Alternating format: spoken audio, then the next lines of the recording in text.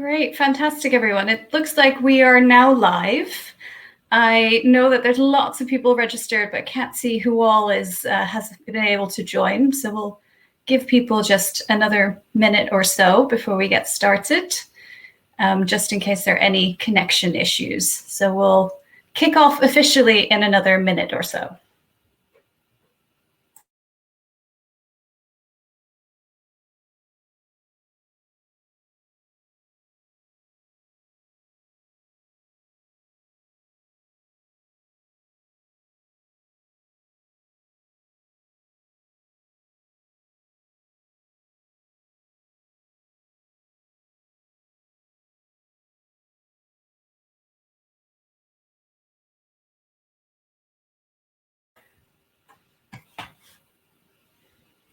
Great, so I can see that people are starting to join and the numbers are going up. So we'll just give another 30 seconds before we kick off.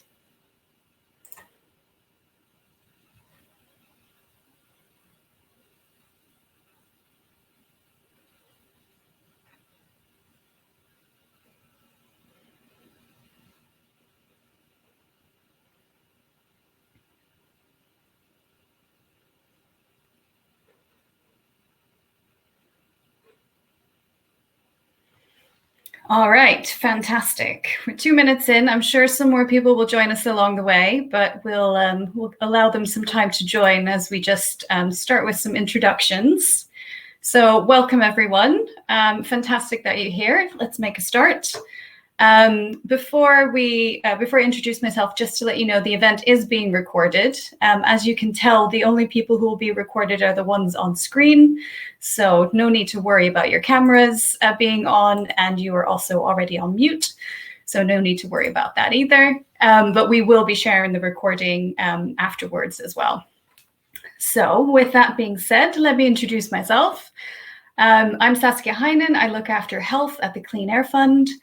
And for those of you who don't know us, the Clean Air Fund is an initiative of several different philanthropies who joined resources to tackle air pollution, accelerate decarbonization, and improve human health.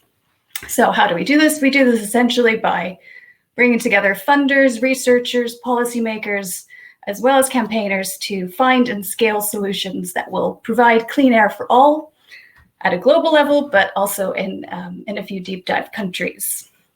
So we're really excited to have you here because we wanted to do this piece of research because we believe that healthcare professionals are a critical voice in the ambitions to improve air quality and climate for health.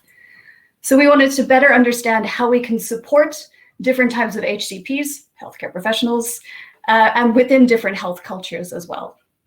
So the research you're about to hear in just a moment will be used for our own strategies, of course. We'll be doing strategies on health and campaigns as well. But we're very keen to share any insights so that we can use this evidence to strengthen the call for improved air quality and climate action collectively, of course. To do this, you will have seen already, we worked with Quantum, as well as with the Adrian Hodges Advisory to conduct the research. And to make the work more globally representative, we've also partnered with the Wellcome Trust. So today, you hear the globally relevant findings with lots of evidence from the countries where the deep dive research was conducted. Hopefully you will have seen already. Those countries are India, Mexico, Bangladesh, Ethiopia, and the UK.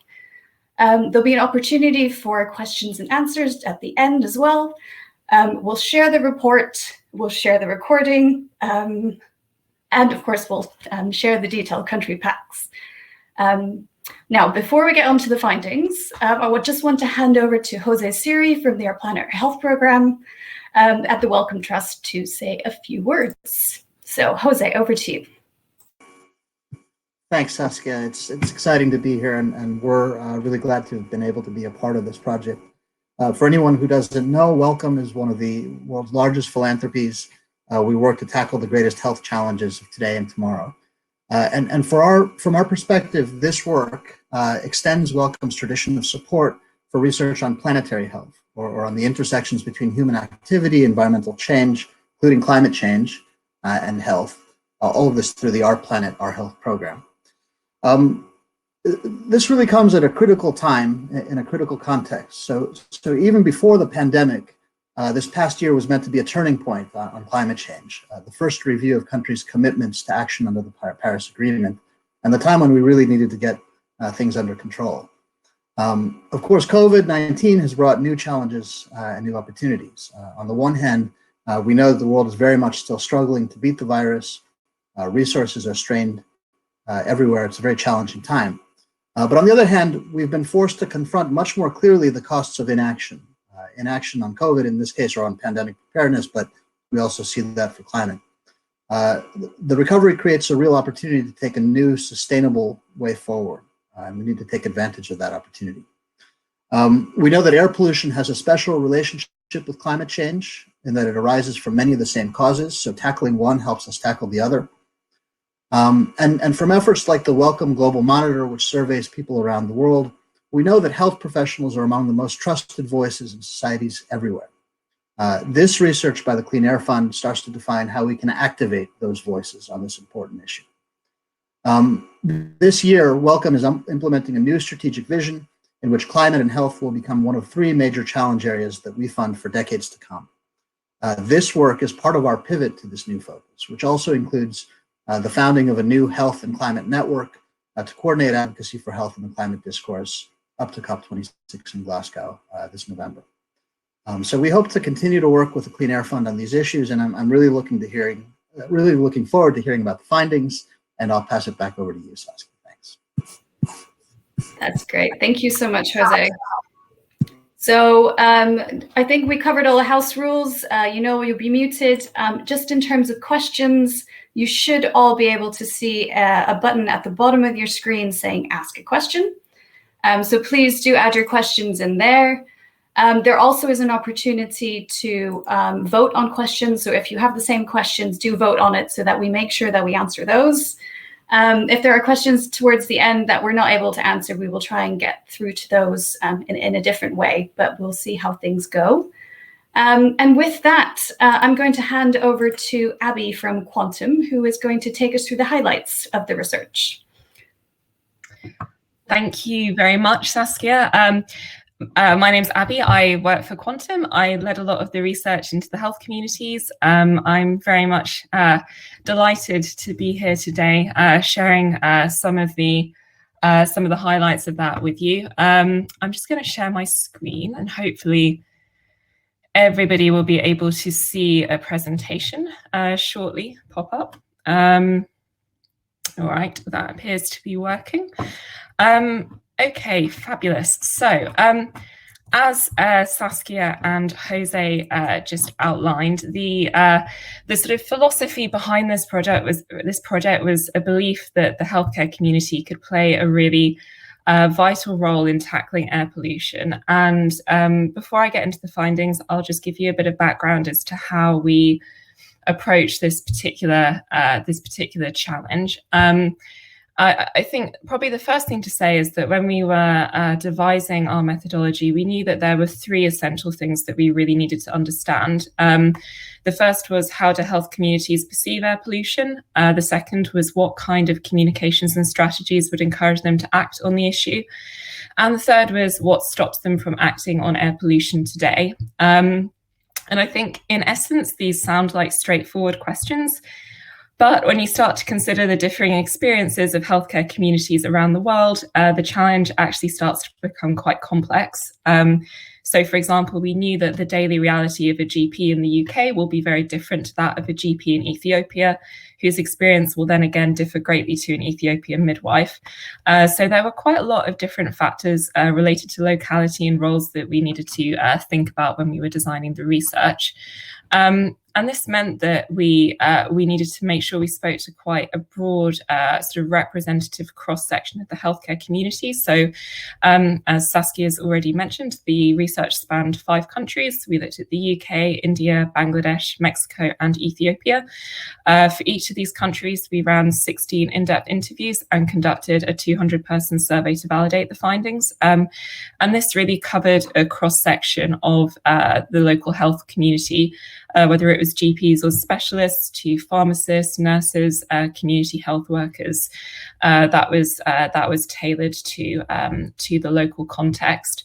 And ultimately, we reached over 1,000 HCPs across the 5 countries. And skipped ahead a little bit there. And as you can imagine, speaking to or contacting 1,000 people produced an awful lot of data and insight. And in due course, I know the team at the Clean Air Fund will be sharing links to our full reports for each of these countries so that you can really explore some of the results in depth and really kind of look at some of the nuances that came out across different countries and different cultures. But our intent in this session is to, first of all, share with you 4 important highlights from the research that should give you a flavour for the kind of thing that we uncovered. And secondly, also to present some key steps for unlocking action from the healthcare community, which will cover sort of certain questions, certain frameworks, certain tactics that might be helpful in getting them to act on the air pollution challenge. So let's start with the 4 highlights from our research. And I think the first significant finding to mention is that we went into this project with, I think, a sort of gut sense that the healthcare community could be a really important, influential audience. And in fact, what we found over the course of the research is that this sort of gut feeling is definitely true. We saw that the healthcare community has significant influence and therefore also has high potential for helping to tackle air pollution. And in the next few charts, I'll share a few sort of insights that came out across all of the countries that we looked at, so you can get a sense of sort of, I suppose, the state of the healthcare community globally around this issue. So first of all, we saw that HCPs generally believe in their ability to influence, and this extends across several different roles. So the chart on this slide shows that the percentage of HCPs in each country who state that they have mid to high influence is actually quite high. And if you look across the different roles where we asked this question, you'll sort of see that we had a relatively high level of the healthcare community saying that they felt they were influential in the behaviours and belief of their patients, to the practices of their hospital, to sort of guidance for the wider medical community, and actually even in the slightly more ambitious areas of sort of NGO and charity work and government legislation. There was perhaps a higher than expected belief in their own power to influence. I think naturally we saw that HCPs generally feel more empowered to act and influence in roles that are closer to their day-to-day jobs, so advising patients. And I think another significant thing here is that we saw that the health community in developing countries can also feel just as empowered in certain areas than their peers in developed countries, and in fact, sometimes even more so. So for example, if we look here, we see that Indian HCPs and Ethiopian HCPs actually feel more able to influence what's happening in the NGO and charity sphere than their peers in the UK. And I'll go into the reasons for this in some of our later slides, but felt that it was an important point to land because this is this is an audience that kind of feels its own power, so to speak. And along the same theme, we saw that most members of the healthcare community have taken action in the past on a public health issue. So at this point, we were talking more broadly about just any public health issue, whether that's sort of smoking, obesity, infectious disease, or so on. But we can see that those numbers are relatively high, and in a lot of countries, they're quite an active audience. And when we asked this question, we defined action in quite a broad sense. So it could have covered advising patients, to sort of signing a petition, to working for a charity or lobbying government. And we found that the top forms of action taken tended to be advising patients, followed by sharing knowledge or influencing the workplace, particularly in the UK, Mexico, and Ethiopia. And then also taking part in NGO work was quite a popular form of action in India and Bangladesh. So we can see here that they're not only sort of an audience that feels confident in their influence, but that also do take action when they feel the need. When we got onto air pollution, we saw that many members of the healthcare community have personally seen the impact of air pollution, and many of these have also seen negative consequences on their patients too. So, I mean, we can see here, for example, in Bangladesh, we have something like 99% of the members of the healthcare community we spoke to saying that they'd personally seen the impact of air pollution, and 88% had seen a negative impact on their patients as well. So I think, and even in sort of the UK, where we might sort of presume that the situation is a little bit less acute, there are still relatively high numbers of the healthcare community who are noting that air pollution is a challenge. So I think at a high level, we can see that it's a recognised issue for many in the health community in each of the 5 countries that we spoke to. And then we went on to ask the healthcare community whether they had ever taken action specifically on air pollution. And again, perhaps not surprisingly, we saw that those who have noticed the consequences of air pollution were more likely to have acted on it. So we can see here in the dark orange, the sort of percentages who have noticed negative consequences, and in the lighter orange, those who have acted. And although this might feel like a pretty intuitive finding, I think it's perhaps helpful to share just because it really reinforces the sort of notion that visibility and direct experience of the challenge is an important driver when it comes to acting upon it. So at this point, the results I've just shared might suggest that there's already quite a lot of activity going on within the healthcare community around air pollution. So not only are they confident of their influence, but they're frequently active on public health issues in general, and they recognise that air pollution is a health challenge. Which might suggest that, you know, they're already in pretty good shape when it comes to acting on air pollution. And at this point, you might fairly be asking yourself, okay, what else is there to do? And I think on the next slide, we'll sort of show that when we dug into the detail around what's actually happening, what kind of action they're taking, we also found that despite the sort of the influence of this group, despite the fact that air pollution is seen as a challenge, there are still significant untapped opportunities within the health community on the issue of air pollution. So, for example, this is a chart from Ethiopia, which shows their sort of perceived ability to act on air pollution versus the action that they've actually taken. The ability to act being in the dark orange, the action taken in the paler orange. And often what we saw is that there's quite a big gap between what they think they can do and what they actually end up doing. For example, if for Ethiopia, we look at the first column around supporting an NGO or charity initiative, we had something like 53% of the healthcare community members that we spoke to saying that they felt they were able to act in this way, but only 4% actually doing it. So these gaps were quite insightful, and we saw a very similar pattern play out across all of the countries that we spoke to. And I think as we go through the rest of the highlights, and as hopefully some of you engage with the more in-depth country packs as a sort of follow-up to this presentation, you'll sort of see where those sort of the importance of understanding those gaps becomes really key and quite helpful in sort of outlining where we could sort of focus on directing HCP action in each of the countries that we worked in. So that was a quick overview of some of the themes that we saw universally across our 5 countries.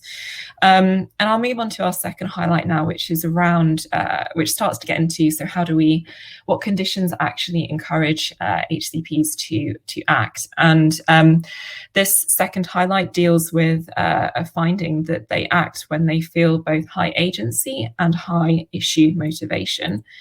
And when I talk about agency, the sort of concept I'm referring to is that HCPs feel empowered and in control of their actions and also the consequences, and this kind of creates a sort of perceived ability to act. And when I mention issue motivation, that really refers to whether they see the issue as a public health priority, and also to a certain extent whether it's in line with their own values and ambitions. So whether they have the desire to act. And from this, we mapped out 4 kind of attitudinal quadrants, I suppose. The top right one being inspired action, which is really sort of the target zone where ideally you want the HCP community to be, which is where they feel they have the desire and also the kind of ability to act. To the left of this, we have voluntary disengagement, which is where we have communities of HCPs who feel that they have the means to act, but don't really want to for whatever reason, or it's just not seen as a priority. The bottom right-hand quadrant, we have frustrated intentions, which is the reverse of this, where they feel it's an important issue that they should be acting on, but don't have the means to do so. And lastly, we have in the bottom left, the disempowered indifference quadrant, where they feel sort of neither compelled to act, so the issue is not a priority, but also feel quite blocked by the conditions around them. So action doesn't seem particularly accessible. And when we explored sort of attitudes and perspectives around air pollution in each of our countries, we were able to plot them at a high level against these quadrants. And this was an important step because it began to reveal a key focus for each of the countries. And it's a relatively, I suppose, broad measure of looking at them. Like there's a lot of nuance that sits underneath this, but it does help in terms of giving a sort of an overall direction for each of the countries that we worked in. So, for example, we know that for Mexico, the UK, and for sort of the Indian doctor cohort, the mentality tends to be one of voluntary disengagement. So, overall, the issue requires a lot more kind of prominence and urgency. In the frustrated intentions section, we have sort of Bangladesh kind of edging in there, where they see it as the key issue, but the sort of focus needs to be on making action accessible for them. And in the bottom left, Ethiopia and the other cohorts of Indian HCPs who need to, first of all, see the issue as important, but then also need a lot more support on making action accessible. So that's a framework that we can use at a sort of a broad level to start thinking about the direction we take in terms of working on HCP action. And then our next highlight moves on to so what actually might motivate a healthcare professional to take action or to see an issue as important. And we found that there were 5 sort of personal, professional motivations that really spur HCPs to act. And these motivations are important because they're relatively universal, and they can be used to kind of understand the mindset of the health community in a bit more depth, but also pinpoint exactly what kind of motivations a campaign, for example, might want to speak to encourage them to take action.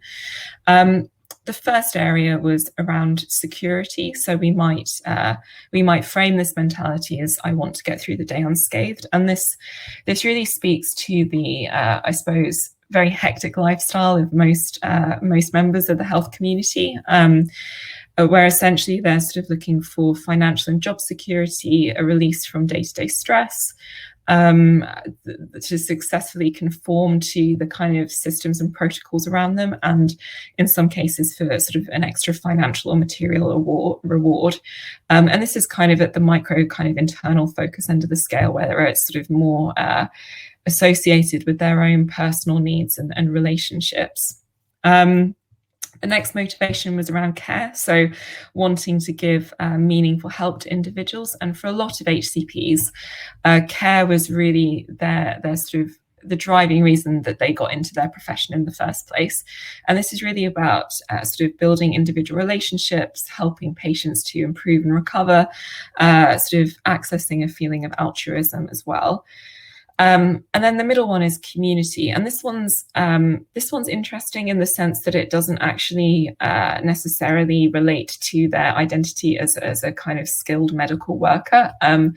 In a broader sense, it's more about belonging and contributing to the collective. So this idea of relationship building within their community, perceiving sort of improvements within their local networks, feeling part of something meaningful. And often when we spoke to HCPs and got examples from them, this took the form of, say, a kind of local charity initiative where they got to improve their neighborhood. So not always connected to what they do as a medical professional. And then duty kind of starts to come back into the medical world again, which is around sort of fulfilling their role and acting as a role model in turn. A lot of this is around social respectability and the kind of links between being a medical professional and being a sort of a role model in society. And within this mindset, they're sort of looking to fulfill that role as a health professional, to follow sort of scientific evidence correctly, to show competence, and also to sort of demonstrate socially respectable behaviours to others. And then last but not least, we have growth. So the mentality around this is wanting to be leading on challenges. And this one's really about professional advancement and status, the buzz of and sort of stimulation of solving problems. To a certain extent, it's also about being in the limelight and kind of flattering their professional ego a bit. And I think also kind of the notion of like personal growth and challenge becomes really important for HCPs who sort of embody this mentality. And while I said that these are relatively universal, there are probably just a couple of interesting sort of country-based nuances that are worth calling out. So when it came to security, we found that in developing markets, this tended to be a lot more orientated towards financial security versus developed markets, where it was more about stress management. We also saw that, for example, in Ethiopia, the growth mindset was much rarer, I think largely due to the fact that the system is quite young and kind of growing, and there's perhaps not as much space for them to think about notions of kind of advancement in professional networking as there might be in other contexts. So moving on to highlight 4, which is where we start to get into a bit more of the kind of the meat of what we saw coming out of each of the individual countries. And this is where I'm going to start to talk you through sort of the different health cultures that we looked at, and also different perceptions of air pollution in each of the countries that we studied. And we found by looking at both the kind of broader health culture, but also the kind of perceptions of air pollution, meant that we could identify a sort of core area of focus for each country when it came to increasing HCP action. So, for example, I mean, you'll see that there are some common themes that sort of span across each of the countries, but that each one perhaps has its own different angle in terms of exactly where to focus. So, for example, in the UK, the key challenge was around visibility and urgency, versus India, where it was more about thinking about ease and prestige of participation to really sort of spur HCPs to get involved a bit more. Mexico is about urgency and a clear role for HCPs, versus Bangladesh, where creating ownership and ease of action was more important. And then finally, ease of action also came into play in Ethiopia, but there was again another question around creating urgency and really sort of showing the importance of the challenge. There are a few quotes that kind of support this that we heard from HCPs, which I won't read out now, but when we share the sort of full report, you can engage with those in a bit more detail. So I'll start by giving an overview of the UK, and for each of the countries that we'll look at, we'll do this. We'll talk through sort of the key points that we picked up on from the kind of health culture, as well as the perceptions of air pollution, and some of the differences will start to become clear. So if we were to characterize the UK health system, we'd be talking about a system that's pretty stable and advanced, with a focus that's more around sort of tackling non-infectious diseases, things like obesity and smoking, putting COVID-19 aside as sort of something that's a bit of an outlier. There's high HCP confidence in their training and evidence base, which might feel like a strange thing to say, but actually when we looked across some of the other countries, this wasn't always a given. And we found that HCPs in the UK are sort of quietly confident of the standard of training they receive. And there's actually a fair bit of pride around sort of the kind of culture of sort of scientific leadership that they're working in. And while they feel like the NHS system has its flaws, it's fundamentally trusted, which is important when we think about what kind of partners do you work with to get them to take action.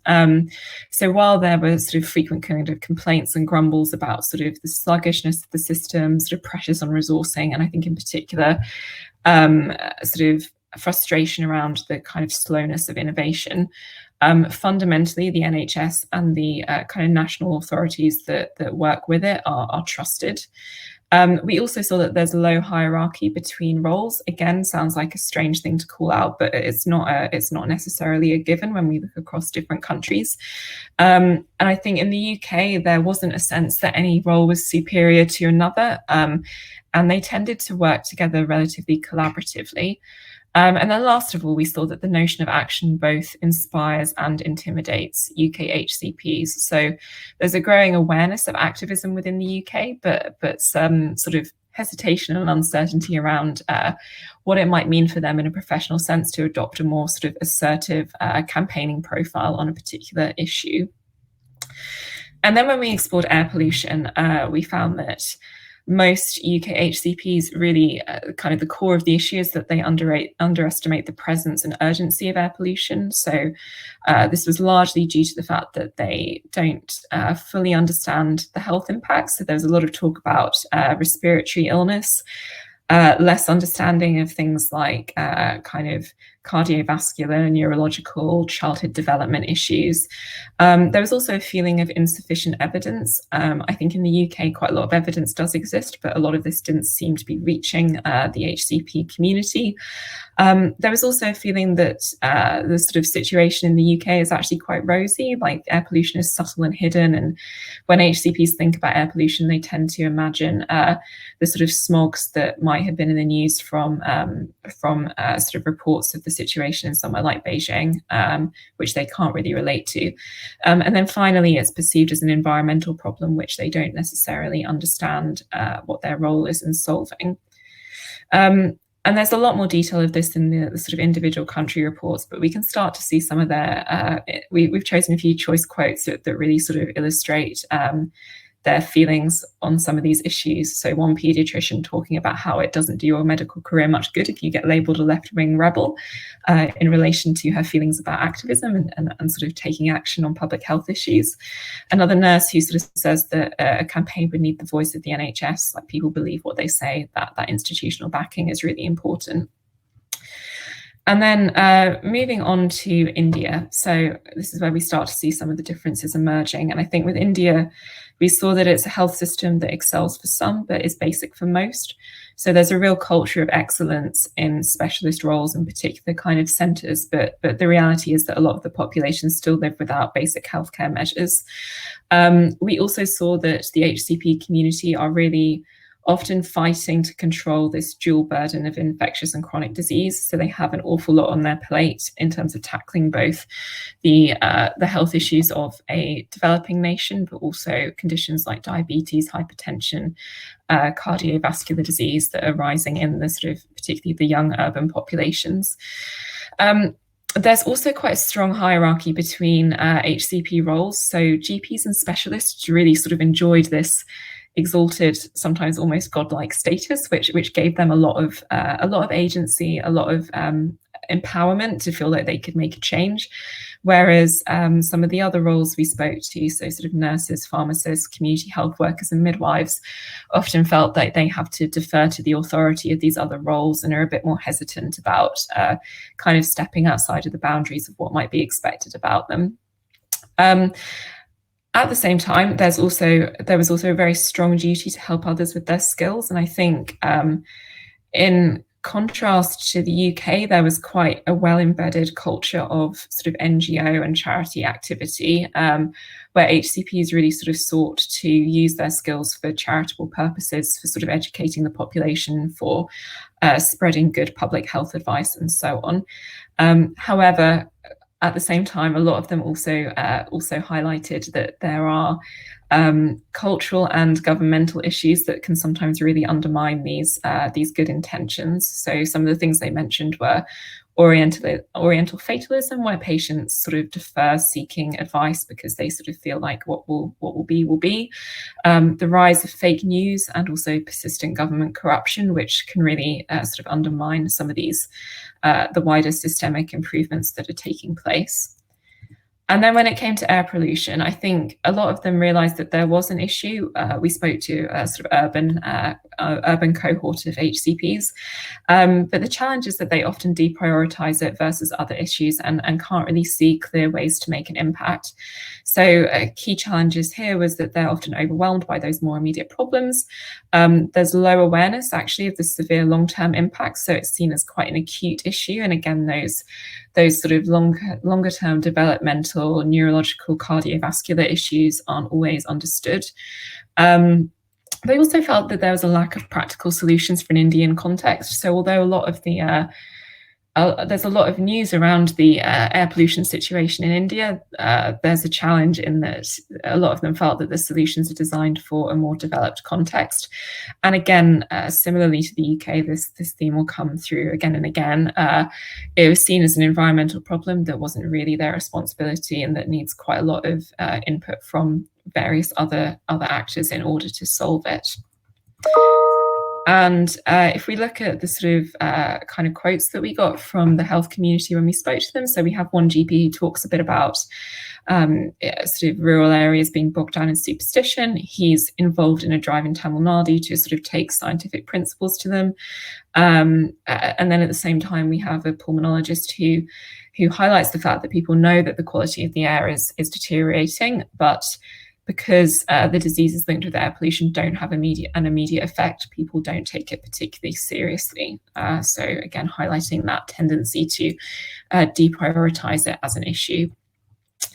And then if we move on to Mexico, so here we have a developed system, but one that's kind of struggling under increasing pressure. So we heard a lot about vaccination and medicine shortages. I mean, more than any other health system, they talked a lot about the pressures of COVID and sort of the fact that that's really stretching the health system.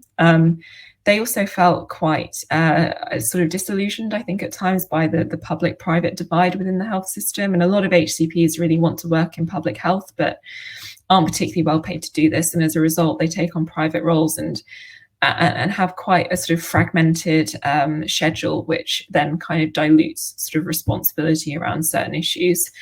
They also talked about a need for better patient education and responsibility. So a lot of the HCPs in Mexico believe that there's a need for greater education in the population around health, but also more responsibility in terms of managing individual health. And a lot of them sort of talked about this particular sort of Mexican rebelliousness around rules and advice, which they somewhat struggle with as health professionals trying to guide their patients. And I think we could imagine that when it comes to trying to give patients advice on air pollution, we might see some of that rebelliousness presenting a problem there as well.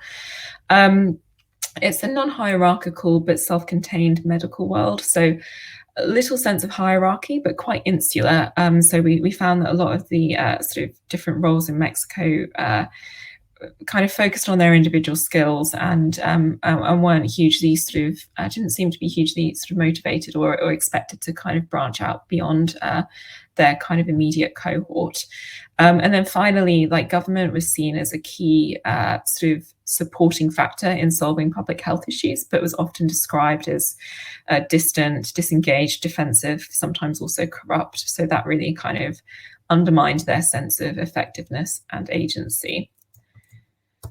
And when it came to air pollution, again, like it was actually a very recognized issue for a lot of doctors working in Mexican cities. But again, they sort of underestimated the effects of it and didn't really see what their role was in solving it. So again, this incomplete understanding of the health impacts, a feeling that there was a lack of evidence and guidance for their situation. So they know it's bad, but they want a little bit more specificity on what the evidence is telling them and what that means for them. And again, also a belief that it's an environmental problem and that it's not really in their remit to address. And again, just a few voices from the community that we spoke with in Mexico. So we had one respiratory specialist talking about patients in a very serious situation in the lack kind of medication and resources to help them. But when it comes to a private hospital, they'll have everything that they need to sort of complete their job. And then a cardiologist sort of talking about how he feels it's urgent to see how air pollution affects their health in general, and that actually the community's knowledge of the subject is relatively minimal. And then moving on to Bangladesh. So here again, we have a system that's really struggling with quite a few severe shortages and many pressures. So in particular, HCP's highlighted sort of overpopulation, low financing, a shortage of HCP personnel, and just a lot of infrastructure flaws that they felt in turn creates really kind of intense patient demand and quite high workload. Widespread poverty and low patient education remain a real challenge. So they feel like they have to really deliver the basics a lot of the time before they can think about anything bigger. There was also a real problem around cost and malpractice that they felt was driving patients away from doctors. So sort of diluting their ability to make an impact because patients were turning to sort of retail pharmacists, religious doctors, and sometimes also fraud doctors for a quick fix. But also an HCP culture, which I think, and this was quite particular to Bangladesh, really sort of venerates high education. And I think we saw in other cultures, there is this expectation that as a healthcare professional, your role is also to keep teaching, and as you get more senior, teach more, learn more, train the next sort of generation. But this came out as a particular focal point in Bangladesh, and they're often sort of seeing it very much as, or their schedule is kind of a dual schedule that's split between teaching and treating, and sort of higher educated roles and sort of professorships in particular were sort of applauded as really sort of high status objectives to achieve for oneself. There was also an awful lot of frustration, though, in the mismanagement of the system. They felt that the government really needs to sort of step in to improve monitoring, to improve financing, to put an end to corruption as well, so that they can actually make tangible strides towards improving health for the population. And then interestingly, I mean, when it came to air pollution, this was probably the country where it was the most sort of seen as the most urgent, or they saw it in the most urgent sense. It was recognized by a lot of them as a really major issue. But I think, unfortunately, a lot of HCPs are just focused on kind of bigger problems. And at the same time, they don't see it, again, as their responsibility. So they're often covering these more critical daily issues and challenges. Again, like the issue of evidence being incomplete sort of came through as well. And then once again, this theme that really like it's the government's job to solve meant that they didn't really see much of a role for themselves in the air pollution fight. Again, we have some quotes here, a community health worker who talks a bit about how difficult it is to make people understand sort of like basic health issues and sort of motivate them to go to clinics, and a cardiologist who sort of laments the fact that he doesn't have time to study air pollution. He doesn't even have enough time to read about his own subject. So why would he make air pollution a particular priority? And again, like within the individual country packs, there's a lot more color and depth on this, but hopefully this gives a kind of flavor of the issues that they're facing. And then last but not least, we have Ethiopia. So here we're really looking at a fledgling system that that often actually quite struggles to cope with all the nation's health needs. Doctors talked about how sort of most Ethiopians rely on public healthcare, which is really concentrated in urban areas, and the system feels relatively basic and kind of lacking in infrastructure. And I think you'll remember earlier on I said that in the UK there was quite high confidence in the sort of training and the system itself. And I think in Ethiopia we almost saw a kind of reverse of this, where there's a lot of there's a bit of doubt around the kind of the skill set of other sort of HCPs around them, like the infrastructure that's being built, and just generally a bit more of a sense of vulnerability, I suppose, associated with HCPs in their trying to do their daily roles. The population also faces numerous serious systemic health issues. So again, like poverty, low health education, high prevalence of infectious disease really sort of locks HCPs in this cycle where they're forever treating urgent conditions, and actually they'd quite like to focus on improving prevention. A lot of the HCPs we spoke to, interestingly enough, called out that there's a really active NGO presence in Ethiopia, but they felt that perhaps there was a real kind of missed opportunity in the sense that often like public health bodies and NGOs don't collaborate effectively together, and that if they did, then maybe this would be a really good way to improve a lot of the public health issues that are facing them. There was also quite a lot of respect and deference towards quite a strong like top-down hierarchy. And I think within Ethiopia, this exists within roles, but also when they think about like government and authority, there was quite a lot of, I think, a lot less cynicism from Ethiopians as to the role of government, and a lot more kind of deference towards waiting for them to kind of lead the way. And as a result, there is this sort of reliance on government to kind of lead the way when it comes to sort of bigger changes. And when it comes to air pollution, it's generally seen as an emerging issue, and therefore action is quite limited. So in particular, they called out that there's a lack of localized and current scientific evidence. There are more threatening issues that kind of compete for their attention. It's an issue that's absent from the institutional agenda, both in terms of healthcare, but also from the government, and just a general belief that it's only an emerging issue. So a lot of them would be talking about and saying, oh, well, you know, in like Nigeria and Lagos, like that's what's happening when you let your air pollution get out of control. But right now here, it's not at that stage yet. And actually, we had a lot of them talking about air pollution as kind of luxury talk. And again, some quotes. So from a pediatrician in Addis Ababa, she talked about how there's not that many hospitals. There's a real shortage of resources. They can't attend to everyone who needs help. And then a nurse who talks about like the air pollution issue is lagging because it's not researched or understood. So people don't feel they can address it. They need research to sort of and to take the findings to policymakers for them to start taking greater action. So that brings me to the end of the first section on sort of highlights from the research itself. Just getting on to sort of ways of taking action now.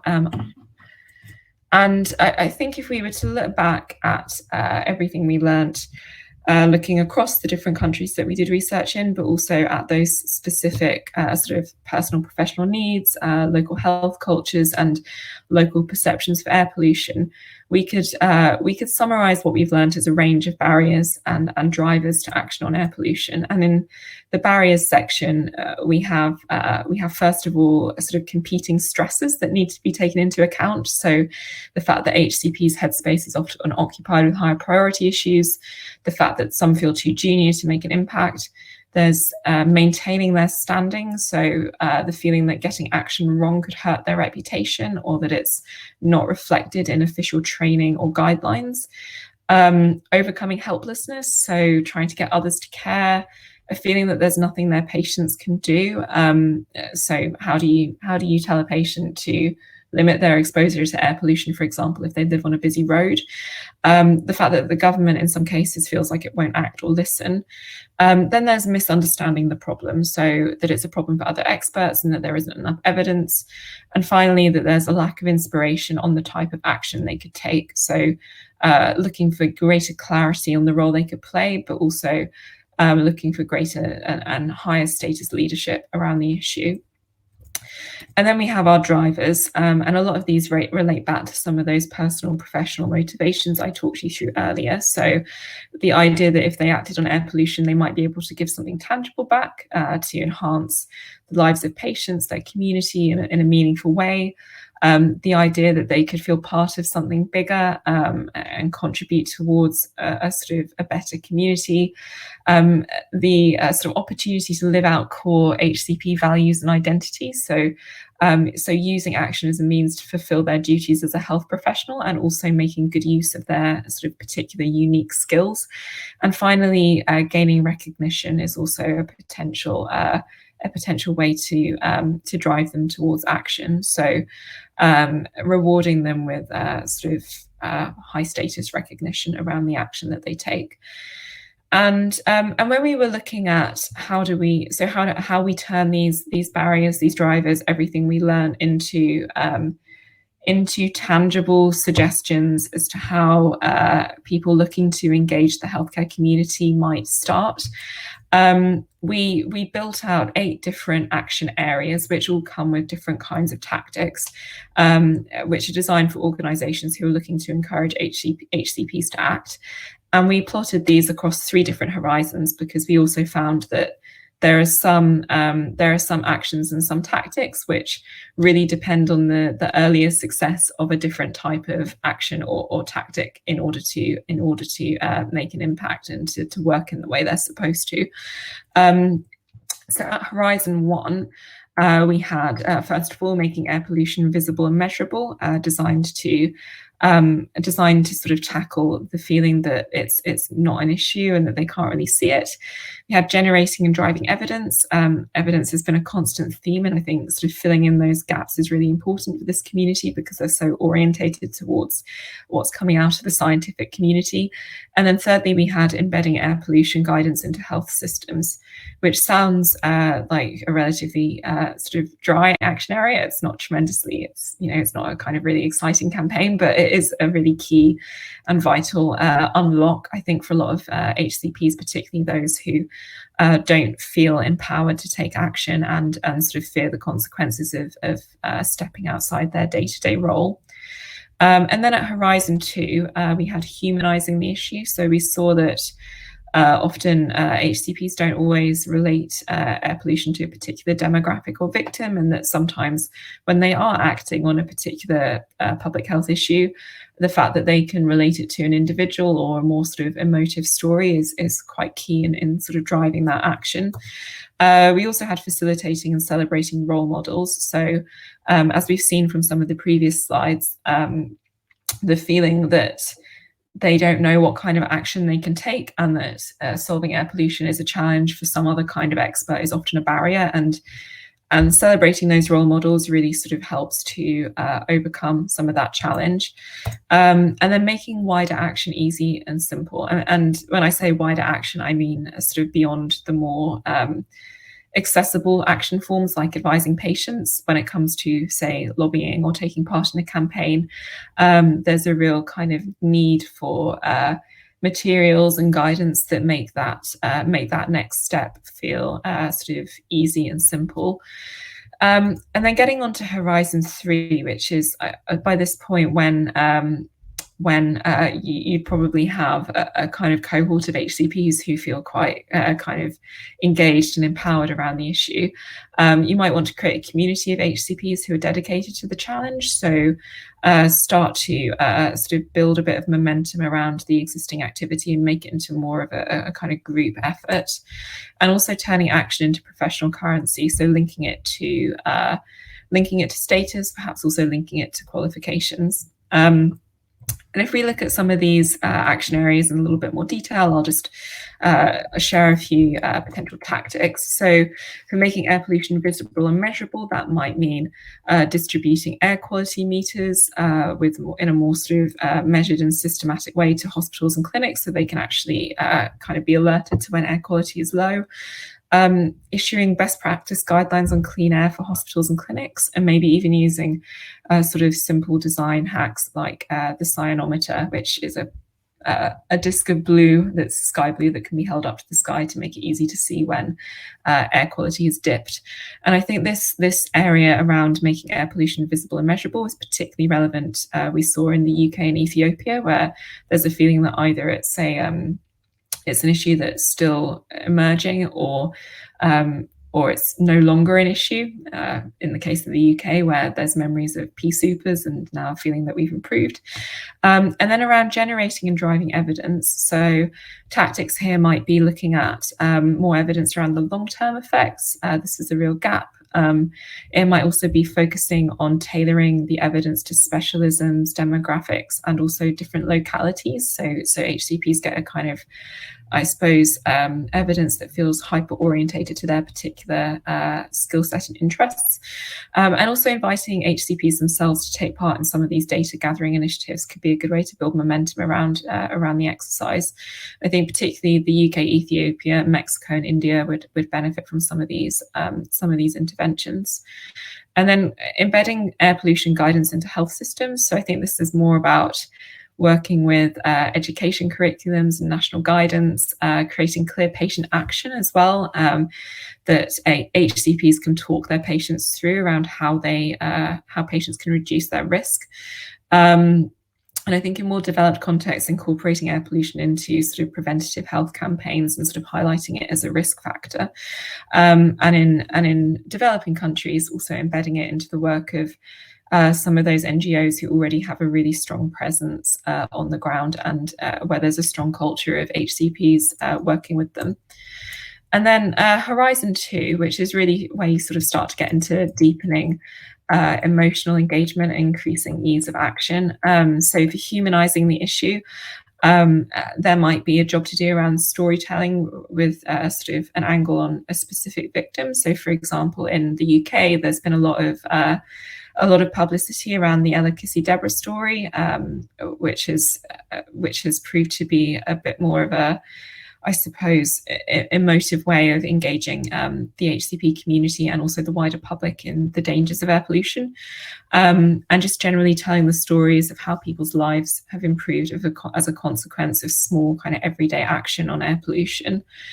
For facilitating and celebrating role models, this might be about sharing stories of HCPs who've made a difference in a local context, so within their clinic or their community, by taking action on air pollution, or it might be running campaigns in collaboration with the government or health bodies to sort of highlight HCPs who are really making strides in a sort of anti-air pollution role. And then making wider action easy and simpler. This might be about creating and sharing templates for government lobbying or for lobbying businesses, for providing HCPs with a directory of organizations or individuals that they could contact, and maybe thinking about, if you're going to give them these activities to do, how do you make them kind of bite-sized and easy to do in very little time, considering their busy schedules. And then lastly, at Horizon 3, creating a community of HCPs might be about building either an online or offline platform where they can kind of collaborate between hospitals. It might be about going even wider and convening a citizens forum where HCPs have a specific role to play. And then professional currency, I think I mentioned before, might be about attaching air pollution to specific professional qualifications, sort of showcasing stories of HCPs who action on air pollution has helped them achieve professional goals, and also sharing stories of HCPs who are successfully working with other actors, for example, politicians or environmental leaders. And I think when we looked at our different countries, we were able to sort of peg them to a different horizon when it comes to what the key challenges are and what the key kind of action areas, how to prioritize, or sort of what sort of importance each of those take in each of these very different countries. For example, we see that the UK and Ethiopia are both still at Horizon 1, where there's quite a big job to do around urgency and visibility, and also ease of action for Ethiopia, whereas India, Mexico, and Bangladesh, the sort of visibility job is kind of done. So their focus is a lot more around ease of participation, drawing out the role of HCPs, and so on. And I'll leave you with one last framework before I wrap up and take some questions. But when we reached the conclusion of this research, we've done a lot of digging into the sort of local cultures of different countries. There were lots of different nuances, but we also thought, are there any kind of common parameters that we saw across countries that might help people who are wanting to engage the health community in air pollution in other countries but haven't done the same kind of research, and this is just a very kind of basic framework to help sort of organizations who want to do that make a start to kind of identify at a high level what kind of horizon your target country might be at and what kind of priorities you should be considering in terms of engaging the health community. And it's just a set of 4 sort of simple questions, really. So the first is the problem highly visible? Yes. If it is visible, it suggests that like the urgency and awareness job is probably not so important. But if not, then the question is more, how do you increase urgency and awareness? That country might be more at Horizon 1 than Horizon 2 or 3. Are there many competing health issues? I think this one sort of speaks to the sense that if there is, then like there's a job to be done in terms of increasing the sort of ease of action for HCPs and thinking about ways to really unlock agency. Is there a strong NGO or charity culture? Again, if the answer is yes, it suggests that there's probably quite a lot of potential for partnering up with existing NGO or charity initiatives to really sort of capitalize on that and make it part of their kind of wider campaigns. If there's not, it also suggests that maybe action will be easier to encourage when it comes to more everyday HCP tasks like advising patients or sort of working within the health system. And then lastly, is there a strong sense of hierarchy within the health culture?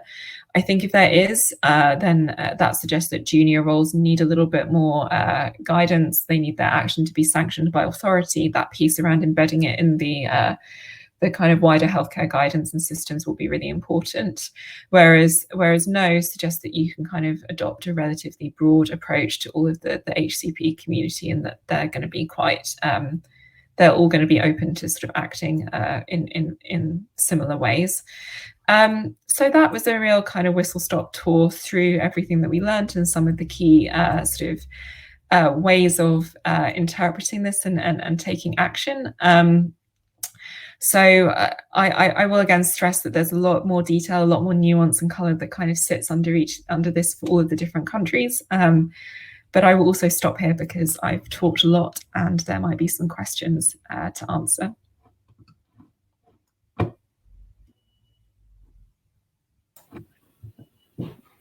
Yes, absolutely. Well, thank you, Abby, very much for that brilliant overview of what I know has been extremely rich research. So pulling out the key points from that cannot have been easy to present in such a succinct and accessible way to all of us. We do have a few questions and also lots of comments online, but let's start with the questions. First, just a little bit on how we selected some of the target audience, some of the interviewees. So can you talk us just very briefly through how those were selected? Because I know that we targeted a mix of HCPs engaged in working on either air pollution or similar issues, as well as those who weren't engaged. And then related to that, I know that some of them were done in the local language, but maybe just talk us through kind of how accessible some of the interview process was.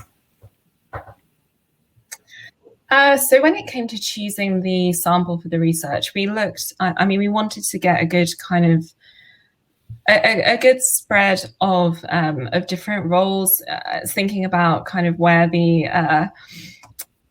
HCPs tend to engage with patients and sort of the relative importance of that. So, for example, we knew that in India, for example, a lot more patients will go to pharmacists before they go to GPs as sort of a first point of call. So those kind of existing kind of cultural factors were a consideration.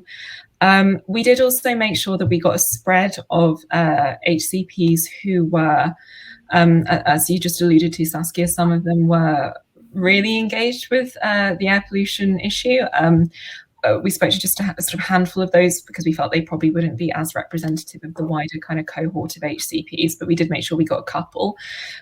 We spoke to some who felt that it was kind of an issue, but didn't really see it necessarily as a priority. And then we also had a group who were relatively sort of ambivalent about it to start off with. So we made sure we got sort of 3 different layers of existing engagement as well. And the language question? Language. Yes, good reminder. So we did all of the interviews in a local language.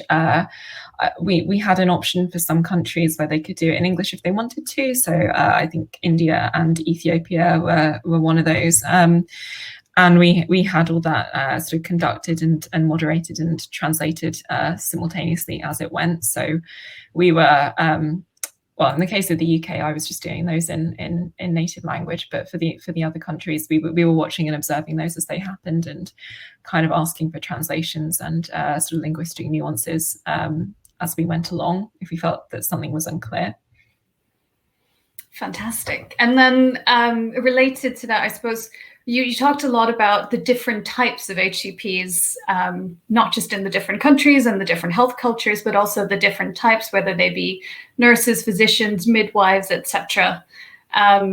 Did you identify any kind of specific personal professional motivations that differed between the healthcare professions or different medical specialties? So a lot of this comes out in the specifics of the country packs because there's some quite big differences between different countries here. I think so in a lot of developing markets, I think particularly India, particularly Bangladesh, I think we saw specialists were particularly orientated towards that kind of growth motivation. I think because there is a real culture of sort of wanting to be educated and kind of get ahead, and that's a sort of route towards status. We saw a bit, I mean, funnily enough, within the UK, I mean, every role felt like it almost had its own kind of culture that it was sort of proud of in its own way.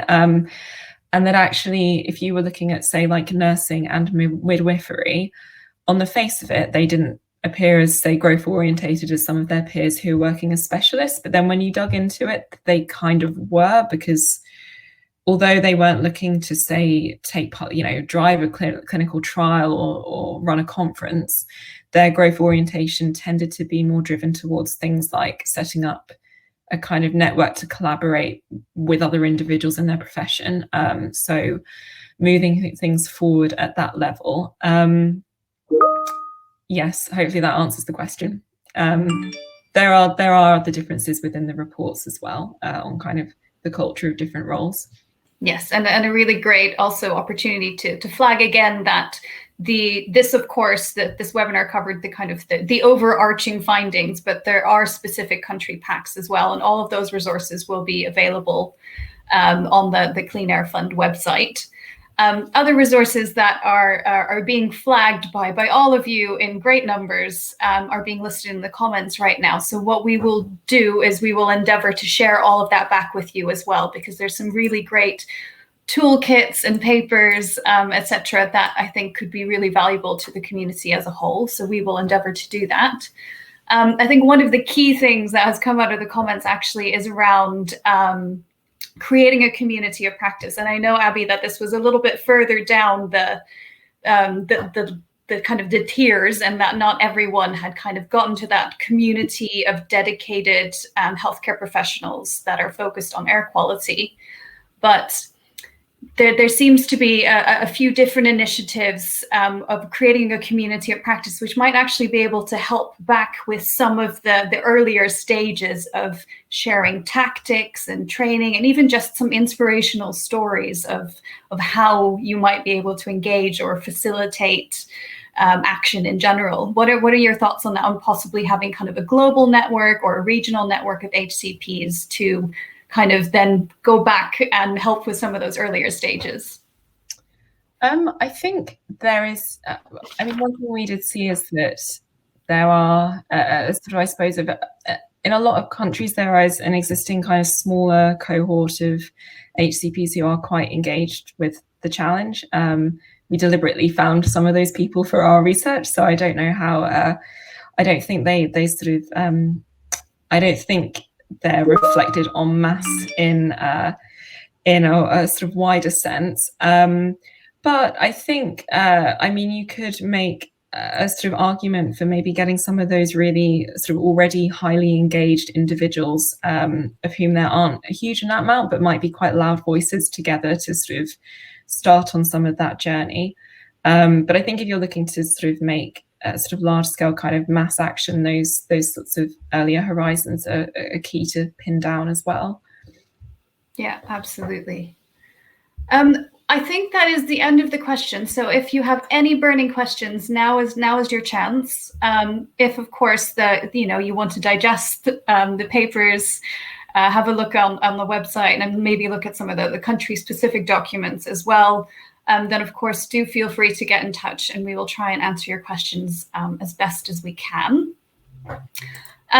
Otherwise, I'll leave a few minutes just in case anyone does have additional questions, but also to flag that in addition to, of course, everything being on the website, we will also look into having some of those more country specific, either a webinar or some kind of event to really get into the detail of some of that, because it really is so much fantastic, really rich data in there, which can help build some of the tactics and campaigns that are a bit more country specific. Going once, going twice. Oh, I do see a question. Is there a plan to broaden this to other countries?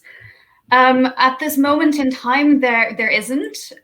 There are, though, I think in some of the resources that will be shared afterwards, there are different types of initiatives that have been looking at different countries, possibly not focused on air quality, maybe a bit more on climate, but there might be a way of kind of using some of the lessons from that as well. But as Abby kind of covered towards the end, there are more generalizable learnings of the different stages that you can go through, the different elements that you need to pull together in terms of building awareness and getting more guidance into the healthcare system while then going into the additional stages. So that kind of approach can be used to countries where we might not have done the deep dive research, but will be very much applicable to those countries as well. And then I see a final question, a question, or at least certainly a comment about all the different types of efforts for trying to engage healthcare professionals for different types of issues: planetary health, climate change, air pollution. Is this a positive thing or a diverging, distracting thing? I don't know if we can have an answer to that, but Abby, do you have any comments on the different types of challenges that we might be pulling HCPs in too many different directions? I think, HCPs probably, aside from the external challenges to their day-to-day role that they're taking part in, I think within their sort of daily life, a lot of them already feel that they're being pulled in lots of different directions. But I think they are almost, a lot of them are very self-selecting in terms of which issue they kind of latch onto. I think some of that is driven by what's happening in like the wider media, and is it just a kind of a big societal thing? I think another part of that is, to what extent is it relevant to their specialism as well? I think if you can kind of make it very linked to, cardiology or to nursing or whatever it may be, then they begin to, it stops becoming kind of noise or distraction and starts to become a bit more tangible to them. So I think, yeah, they do feel like a very busy and sort of a cohort that has quite limited mental headspace. So I think trying to narrow that targeting down is really important. Yeah, absolutely. And I think also with some of these issues, they are, of course, planetary health, climate change, air pollution, they're all interlinked, they're all connected. So maybe that's something more for us, for example, to show the linkages between all of these different elements, which makes it easier for them to understand how it all fits together. I know that it's something, at least, that other colleagues at the Clean Air Fund, at least on the kind of climate change, air pollution piece, are hoping to provide a briefing or a report on to help clarify what the linkages are, where the overlaps are, and where there is divergence. But absolutely fantastic comment. We should be thinking about, how to support them, and rather than overload them, especially given the current climate that we're working in. I see another question around whether government-provided guidance would be taken up by more HCPs. So I know you had some comments on that before, Abby. Anything you want to add to that? Yes, I